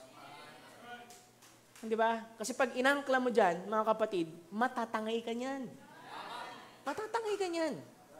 Pastor, paano kung sumusubok pa lang manligaw? Pasimbahin mo. Tanong mo kay pastor, pastor, tingnan mo, may binhi ba yan? Bubuksan ni pastor. Hallelujah. Hindi, mga kapatid, do not be unequally yoked. Mga kapatid, wag sana maging offend to sa iba. Kasi meron naman, for example, dalawang magsing-irog. Ang lalim. Mag-irog. Tapos nakakilala sa ating Panginoon. Diba? Yung isa sumampalataya, yung isa hindi. Diba? Paano kung kinasal? Di ba nasa-sanctify syempre iba. Pero may paraan ang Panginoon ng pagbibigay ng helpmeet sa'yo. Diba? Kaya yung mga brothers, huwag kayong madala dun sa mga napakagandang mata. Yung mata ng labubo, mga kapatid. Hallelujah. Oo, ba't nagugustuhan nila yung labubo na yung mga kapatid? Hallelujah. Huwag niyong ibasi dyan. Diba? Huwag mong iangkla dyan. Iangkla mo sa salita ng ating Panginoon. Diba? Kasi unang-una mga kapatid, syempre ako, magpapayo kasi 2 years pa lang kaming kasal nung aking sister wife, mga kapatid eh. Kapag ang partner mo sa paglilingkod sa ating Panginoon, hindi rin matibay, mga kapatid, madadala ka. Kaya sabi nga, di ba, mapalad yung taong nakasumpong ng pabor sa ating Panginoon. Tapos binibigyan sila ng helpmeet, mga kapatid. Encouragement ito una-una sa mga lalaki kasi kayo ang hahanap ng bride ninyo eh. Di ba? Kailangan yung makakatulong sa'yo. Hindi yung hahatak sa'yo. Isang angkla rin dapat, hindi yung humahatak sa'yo, mga kapatid. Di ba? Pag-pray mo yan, kapag ikaw rin mismo, stable na sa paglilingkod sa ating Panginoon. Kasi kung ikaw hindi ka rin naturuan sa salita ng ating Panginoon, hindi mo rin madadala ng tama yung sister. Magiging impyerno lang yung buhay niyo pareho, mga kapatid. Diba? Kita ko napunta doon. Hallelujah. Amen. There's things that's happened to you. Ito yung ina-explain niya na angkla. There's been things that happened to you that you knew was going to be. Faith kasi ito. Yet you could not explain it why. And there's no reason you could explain it out, but yet, you just accepted it. And it happened just the way, that's when something happens down there. Kapag meron nag-take place dito, mga kapatid. Kasi yung tao, pwede mong daya-dayain yun eh. Pero ikaw mismo sa sarili mo, alam mo kung merong angkla dyan o wala. Diba? Hallelujah. Sabi niya, but the reason that's only people are brought an intellectual faith, if they would go just a little deeper. Diba sabi niya?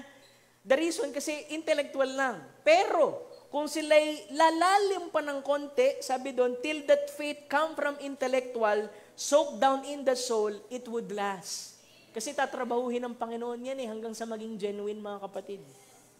Hallelujah. Diba?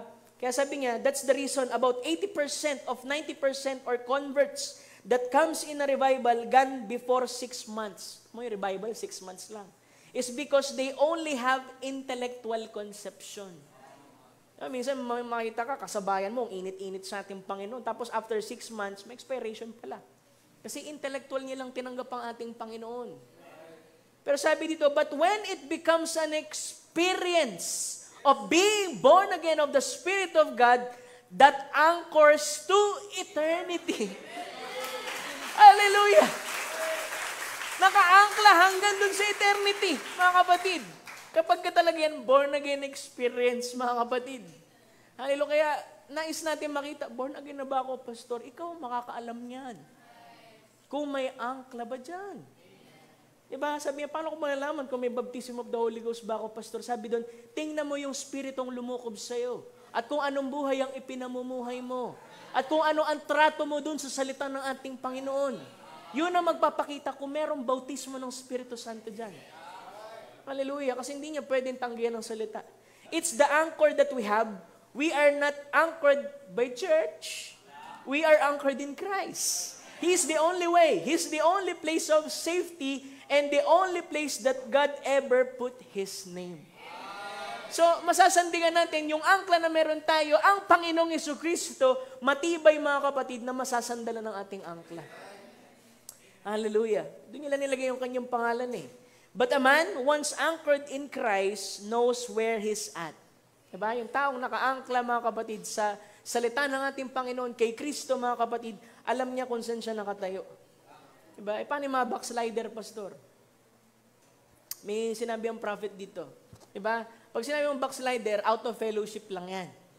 Pero marahil, minsang winork out ang Panginoon sa buhay niya at nag-slip back siya. Ibig sabihin na backslide siya, nawalay siya, pero hindi ibig sabihin nun lost siya. Kasi maaring meron lang itinuturo ang ating Panginoon sa kanya. Kaya sabi niya dito, sa 61 ng in the infallibility of God's spoken word, sabi niya, is there a backslide? Tinatanong niya, kasi huling bahagi ng preaching niya. Sabi niya, I've wandered far. Sabi niya, Brother Branham, ang layo na ng inilayo ko sa Panginoon. Pero sa gabing ito, itataas ko yung kamay ko at gusto kong isettle ngayon ito. Take me. At sabi doon, a backslider, you would raise your hand anywhere. And God said, now I come, I believe, accepting you right now. Ibig sabihin, naipanumbalik siya, mga kapatid, sa Panginoon. Pero ang sabi dito, anywhere in the building, a backslider, tumatawag pa rin siya. Sabi niya, up, down the ladder. Kasi nais natin, syempre, mga kapatid, maging tuwid sa ating Panginoon, pero minsan nag-i-slip back, bumabalikwas. Sabi niya, up and down the ladder, fell off, you fell, you haven't lost the ladder. But still, sabi niya, God's still with you if you're one anchored in Christ. Minsan nawala ka, pero kung talagang merong nangyari, naiangkla mo ang buhay mo sa ating Panginoon ng minsan. Sabi niya, you may lose your experience along the way. Ibig sabihin, merong nangyaring kung ano.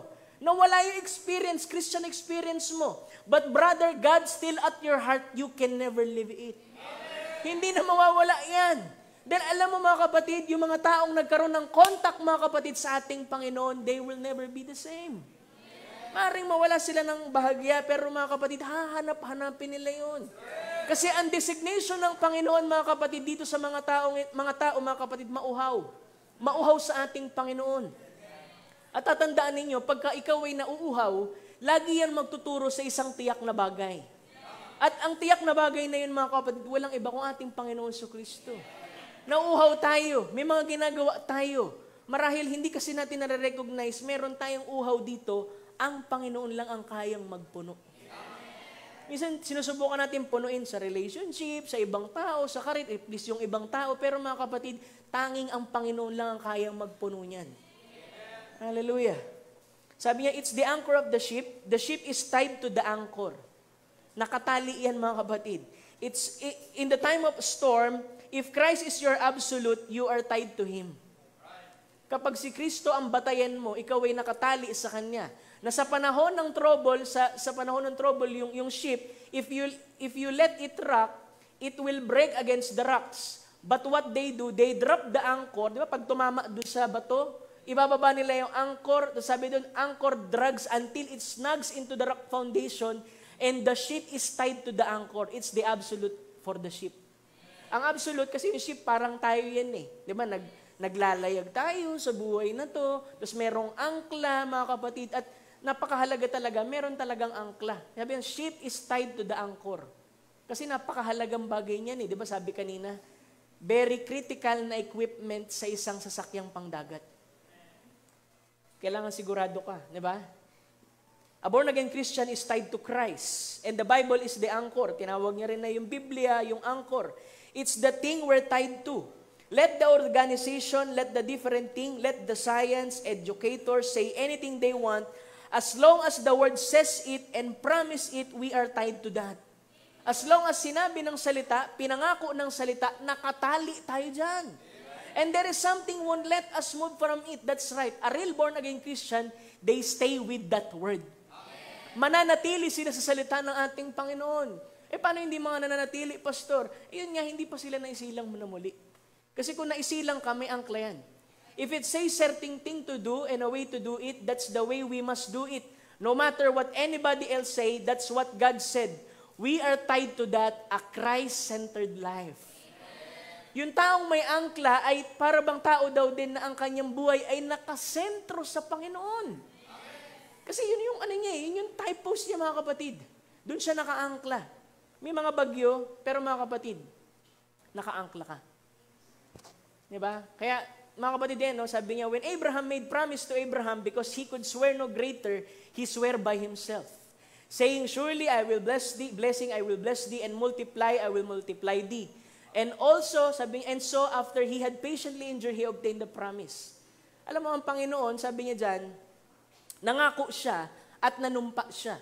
Di ba tayo pagka sinusumpa ko sa tuktukan ng sinusumpa ko sa batong ito, o kaya sinusumpa ko sa mas mataas sa iyo. Di ba ganun ang ginagawa natin? Pagka meron tayong gustong patunayan o anuman, ang Panginoon, nung nagbigay siya ng pangako, kasi ano ba pinagkaiba ng pangako tsaka ng oath, pastor? Yung oath ba kinakain yan? Hindi. Mga kapatid, sorry. Yung pong promise, parang ganito yan, nangako ako sa iyo, word lang yun eh. Pero yung oath, mga kapatid, meron pong kalakip yan na witness. At ikaw ay nanumpa ng mas mataas kaysa sa'yo. Kaya nung sabi niya, pagpapalain niya si Abraham, siguro merong undercurrent dun sa covenant. Ano yung undercurrent? Merong doubt eh. Kasi kung mababasa mo yung 15, sabi niya, paano mangyayari to, Lord? So kaya sabi niya, mga kapatid, yung ipinangako niya kay Abraham na promisa ay ipinanumpa niya pa. Kaya si Lord, nung nangako kay Abraham, sabi niya, sige, manunumpa ako. Sabi niya, wala akong masumpaan na. Sa sarili ako susumpa. Dahil wala nang ibang mas mataas kaysa sa Kanya. Walang ibang mas mataas kaysa sa Diyos. Dahil ang halaga ng Kanyang salita ay halaga din ng ating Panginoon. Kaya kailangan niyang sumumpa sa isang hindi nabibigo, hindi nakikilos, mga kapatid, at walang ibang gagawin ito, kundi obligado ang Diyos na tuparin ang pangako kay Abraham. Diba?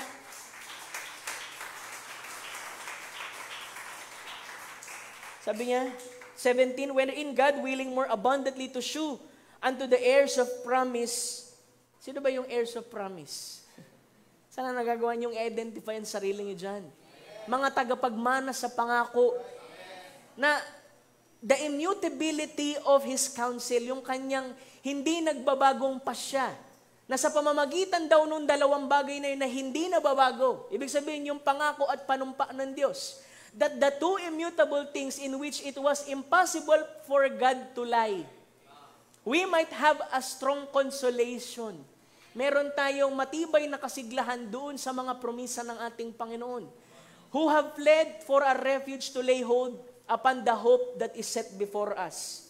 Tapos binanggit niya, mga kapatid, yung pong 19, na yung ating pag-asa ay gaya daw ng isang angkla ng kaluluwa, mga kapatid, sinipete ng kaluluwa, na sure, sabi dito, sure and steadfast.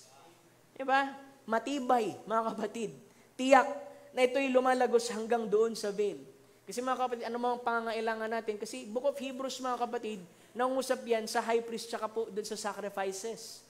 So kung ano yung pangangailangan natin, inilalagay natin sa paanan ng ating Panginoon, dahil siya yung high priest na una na sa atin doon, mga kapatid, ay kaya niyang tumugon, mga kapatid.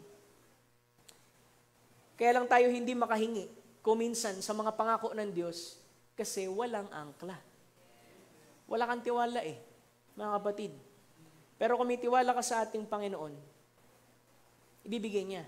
Ano ba yung mga hindrances kasi, pastor? Ba't ganyan?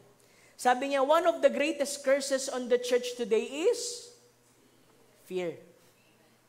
Pag may fear sa puso, hindi makakilos ang faith. Yung fear, pinaparalyze niya yan, mga kapatid. The worst thing that the devil can put upon you is fear. Kasi syempre mga kabataan, mga kapatid, minsan nagda-doubt, minsan natatakot, minsan alisin niyo yung fear. You believe, mga kapatid. And the greatest thing that I find against the church tonight is fear. Everybody is scared to death about something. Takot. Kahit nga nung COVID Yung COVID, mga kapatid, hindi siya nakakamatay. Alam mo kung ano nakakamatay sa COVID? Kapag ka nagpanik ka. Diba? Sabi nga, mas marami pang taong namatay na natuklaw ng ahas na namatay dahil sa panic kesa dun sa lason.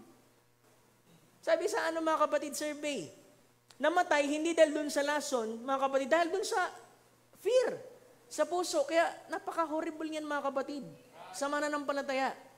Sabi niya pa, there's only two faculties govern a human, and one of them is faith, which bring result, and other is fear, which no value. Ang fear, walang value, mga kapatid. Sabi niya, faith is of God, fear is of the devil, fear makes you weary, fear makes you wonder. Ba't ka nagwa-wonder? Ba't ka natatakot? Walang angkla. Diba? The greatest hindrance in the church is fear. They are afraid that it just won't work. Hindi mo pa nga ginagawa. Hindi mo pa nga lubos na sinasampalatayanan. Hindi mo pa nga inaangkla. Sinasabi mo, hindi walang mangyari, pastor. Ilang subok na ako. Diba? It's just won't work for you that way. It will not work that way. It must be absolutely for believers. Dapat sumasampalataya ka. Not make believers, but believers from your heart. Diba? Hindi ka pwedeng alanganin. Di ba sinabi kayo na sa James? Yung unstable na tao, mga kapatid, hindi yan makakahingi ng anuman sa ating Panginoon. At kapag ka humihingi ka, dapat tiyak ka. Huwag kang parang alon. Na unstable. Kailangan tiyak ka, mga kapatid, sa bagay na hinihingi mo sa ating Panginoon. Hallelujah. Dito na ako magtatapos marahil. Mark chapter 4, verse 35 to 41. Amen. Sabi dito, the same day, when the even was come, He said unto them, let us pass unto the other side. Ang ating Panginoon Kristo yan, na sumakay sila, yung mga disciples sa daong. Nang sabi, when they had sent away the multitudes, they took him even as he was in the ship, and there was also with him other ship. And there arose a great storm of wind, and waves beat into the ship, so that it was now full. Diba? Nung sumakay sila, sipin nyo yung picture, ang ating Panginoon, kasama yung disciple, nandun sila dun sa bangka, mga kapatid. Tapos biglang merong dumating na bagyo. Pagdating dun sa 38, mga kapatid, sabi, he was hindered in the part of the ship. Ibig sabihin, ang Panginoon, kasi nga galing sa revival, nagpagaling, gumawa ng mga mirakulo, mga kapatid, nandoon at namamahinga, mga kapatid, dun sa pinaka, ilalim na bahagi, mga kapatid, ng bangka. At dun, may unan pa. Sabi, they awake him and say unto him, Master, carest thou that we perish? Hindi ka ba nag-aalala, Panginoon, na tayo'y mapapahamak? 39, sabi doon, he rose and rebuked the wind and said, rebuke, pero ang sabi lang niya, peace be still. And the wind ceased and there was a great calm. Diba? Great calm. Rebuke, pero sabi lang niya, peace be still. Tapos biglang, tumahimik, mga kapatid. Anong sagot ng Panginoon sa kanila? He said unto them, why are you so fearful? How is it that ye have no faith? Pag merong fear, mga kapatid, ibig sabihin, wala talagang pananampalataya dyan. Mas maliit yung pananampalataya marahil kasi ang laki ng takot sa puso mo. And they fear. Fear pa rin ginamit. Fear exceedingly and said one unto another, what manner of man is this, that even the wind of the sea obey him. Alam mo yung pagkakakwento ni Mark, bakit man? Kasi una-una, chapter 4 pa lang yan ng Mark. Hindi pa fully revealed sa kanila yan. Kasi pagdating ng 8, dito na yung sinabi, thou art son, the son of the living God. Kaya dito, mga kapatid, kasunod, di ba, alam mo, ang Panginoon, merong mga tinutupad siyang scripture. Di ba? Sana mas maging malawak tayo. Kapag meron siyang tinutupad doon sa New Testament, hindi yun basta ginawa lang niya, gusto niya i-express. Meron siyang mga scripture na tinutupad mula doon sa Old Testament. Sabi doon, Psalms 89, verse 8 to 9, O Lord of hosts, who is mighty like you, O Lord, your faithfulness also surrounds you. You rule the raging sea, and when its waves rise, you still them. Diba? Ang Panginoon na ang gumawa niyan. Signature na yan na kanya, mga kapatid, na pinatatahimik, mga kapatid, yung pong alon. Psalm 78:65, and the Lord awaketh as one out of sleep, and like a mighty man that shouted by the reason of wine. Diba? Ang Panginoon, ginising nila dun mga kapatid Diba? Gumising ka ng lasing. Diba? Parang talagang, mga kapatid, iba salita niyan. Talagang i-rebuke niya o sino gusto niya i-rebuke. Kahit yung asawa niya. Na magkagay gumising ang Panginoon na gaya ng mula sa pagkakatulog, gaya ng malakas na tao na umihiyaw dahil sa alak. Kaya natakot yung dagat, mga kapatid.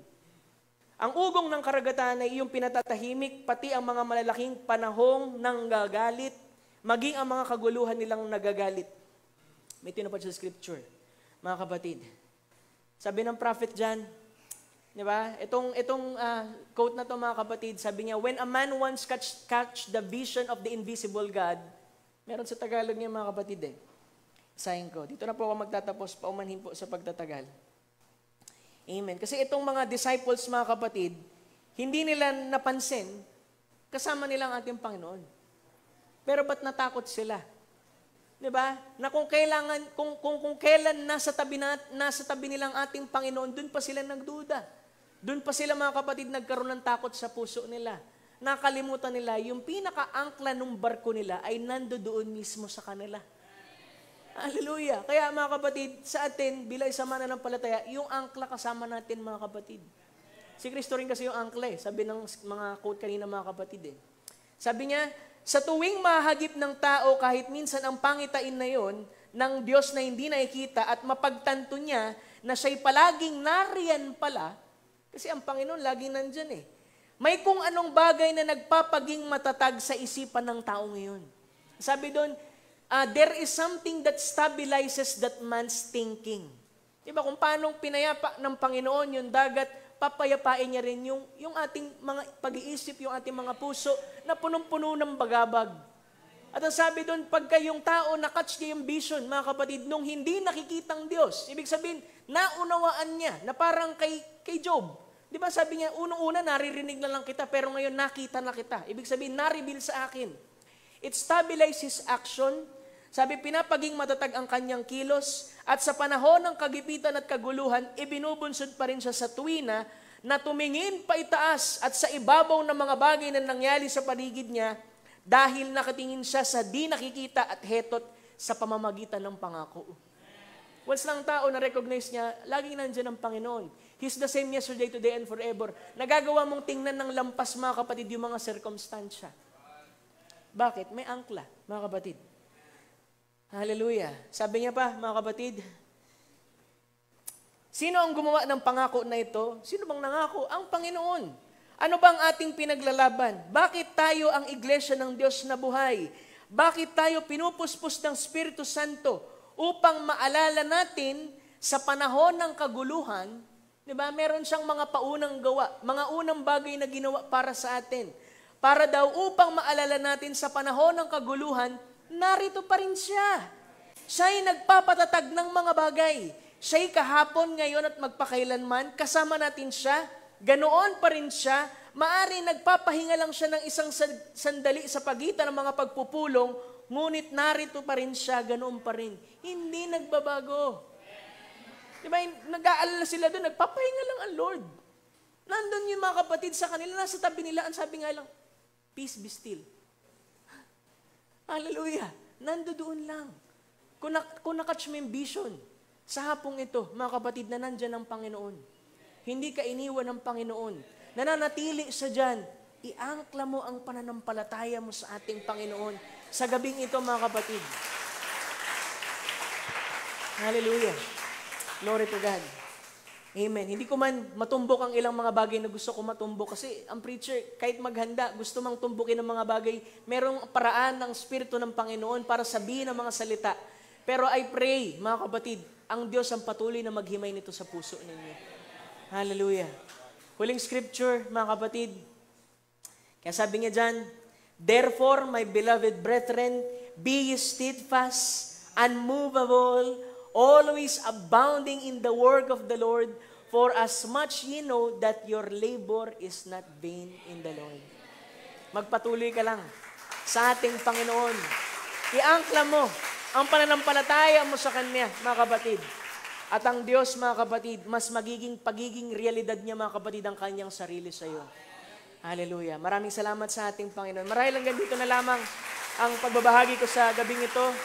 Amen. At maraming salamat sa ating Panginoon. At siguro bago ko ibigay muli sa MC, manalangin lang tayo, mga kapatid, sumaglit. Amen. Salamat sa ating Panginoon. O mapagpalang Diyos na may-ari sa aming buhay, maraming salamat, Panginoon, sa iyong mga salita, Lord, minsan pa na pinagkaloob mo sa amin. Lord, ikaw ang patuloy, Lord, na maghimay nito sa puso ng bawat kabataan, Panginoon. At magawa nilang may angklang kanilang buhay, Panginoon, sa iyong mga salita, sa iyo, O Diyos, na siyang may akda ng kanilang pananampalataya. Pagkat, Lord, ang mga kabataang ito, Panginoon, ay nandito ang kanilang desire at pagsusumikap, Panginoon, naganapin ang kalooban mo, sundin ang iyong salita, Panginoon. But Lord, may mga sirkumstansya, Panginoon, pero tulungan mo silang ma-recognize, Panginoon, na ikaw ay laging lampas, Panginoon, sa mga sirkumstansyang ito, Panginoon.